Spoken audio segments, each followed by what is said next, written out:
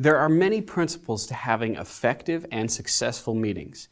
I've identified 6 that you can use to make any meeting more effective.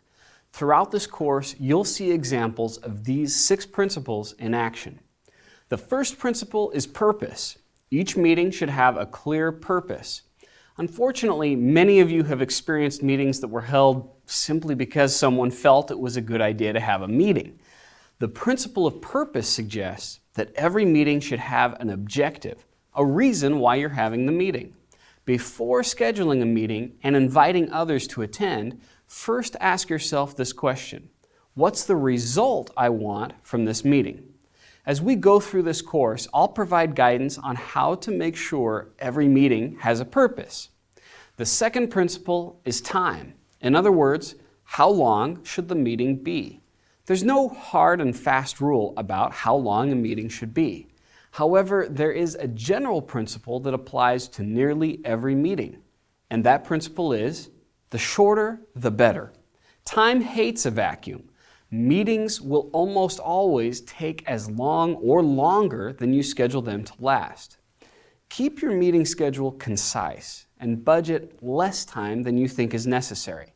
This will force participants to make wise decisions about how to use the time during the meeting. As we go through this course, I'll give you some guidance about how to determine what is an appropriate use of time for your meetings. The third principle is agenda. This principle goes hand in hand with the principle of time. An agenda is simply a step-by-step outline for participants to follow in the meeting. Agendas can help to wrangle unruly meetings that drift aimlessly. I'll provide suggested agendas that you can use for your meetings. We'll also discuss ways to use the agenda so every participant can have a voice in the meeting and participate. The fourth principle is preparation. Preparation is vital to effective meetings. Prior to attending the meeting, every participant should take a few moments to prepare their questions and consider how they can serve others. I'll give you easy tips to make preparation very simple, something that doesn't take more than perhaps a few minutes, but has a big impact on improving meeting effectiveness. The fifth principle is focus. Focused meetings stay true to the stated purpose. Focused meeting participants stay engaged in the meeting. They're listening and attentive, and they avoid multitasking. In this course, I'll provide tips and tools to help meetings and participants stay focused. And the sixth and final principle is leadership.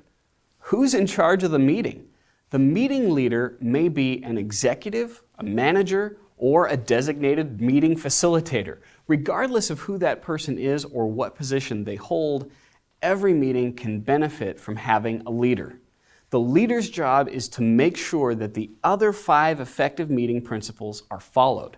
They help the meeting stay on target toward accomplishing the purpose of the meeting. They help make sure that the meeting begins and ends on time. The leader keeps the meeting on agenda, and the leader helps others prepare for the meeting and stay focused.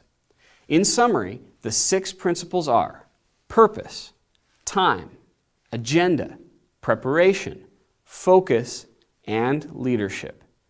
Everything that I'll share with you in this course is based upon these 6 principles.